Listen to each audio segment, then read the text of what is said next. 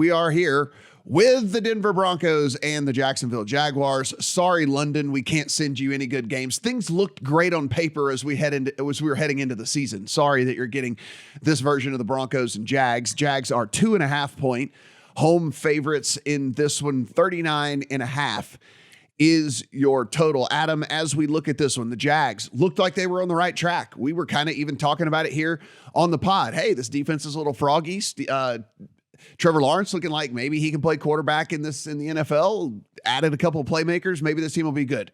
Well, that's not been the case. And of course, we know Denver has been one of the absolute biggest disappointments in all of the NFL so far this season. But my question is this: as disappointing as Denver has been, have we made too big of an adjustment because of our priors here that we're like, I thought they were good, they're not, so it's the Jags are the favorites? Let us remember that this is a neutral field game. So on a neutral field, we do have the Jacksonville Jaguars as favored over the Broncos. And on a neutral field, as someone who had not significantly adjusted where Denver was for probably the last couple of weeks, I would actually make this a pick on a neutral field. And so my question is this. When we talk about the Denver Broncos, we talk about a team that has a below average offense and an elite defense. When we talk about the Jacksonville Jaguars, we talk about a team that has a average to slightly above average offense and an average defense. I'm looking for the elite unit.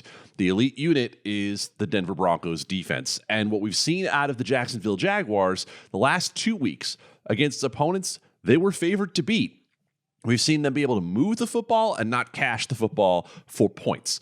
That gets a lot more difficult this week against the Denver Broncos. So as much as I am not a huge fan of having to do this for a second straight week because it caused me all sorts of agita to have the Denver Broncos in a tease last week, they got home. True. And it doesn't have to be pretty, but I will take the Broncos again in a teaser this week, plus 8.5 with Russell Wilson, knees and all, starting at quarterback. Yeah, Stephen, if we look at this, there are 4 units that we handicap, in this game, and we talk special teams a little bit, but typically it's both offenses, both defenses. We know for sure that one of them is good, and we don't know that about any of the other 3. And we know for sure, as Adam said, Denver is not only good, but they are elite on the defensive side of the ball. We know Jacksonville is middle of the pack to below the pack when it comes to defense so far.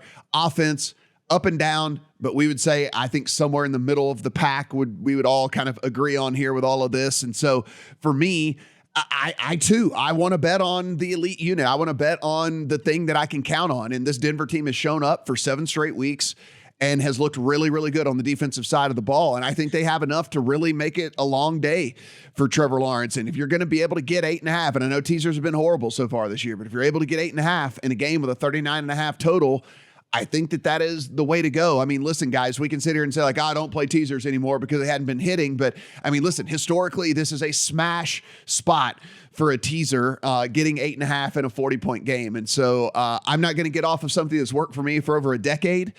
And so we're just going to keep on rolling. We'll take the punches, I guess. I agree. At this point, the teaser is the absolute best way to play this game. With the total's only 39.5, which makes the points you're buying that much more valuable. If I didn't already bet Broncos plus 4.5 on Monday, we found a rogue number and we let our Discord community know about it Monday morning. So another reason, top right corner, lines.com, hit the Discord button, go to the Rolls server, and then hit the emojis to get alerts from each of our staff members, because we got a crazy rogue plus 4.5 here on Monday that was gone in about 30 minutes after we posted it. So, but I agree with you guys. We thought the Jacksonville defense was good for a little while now, and then last 3 weeks versus their season numbers, they've regressed a lot. They were 28th and 27th in EPA and success rate defense. That was against the schedule of the Texans, Colts, and Giants. Not good. So they've come back down to, closer to what we thought they were coming into the season.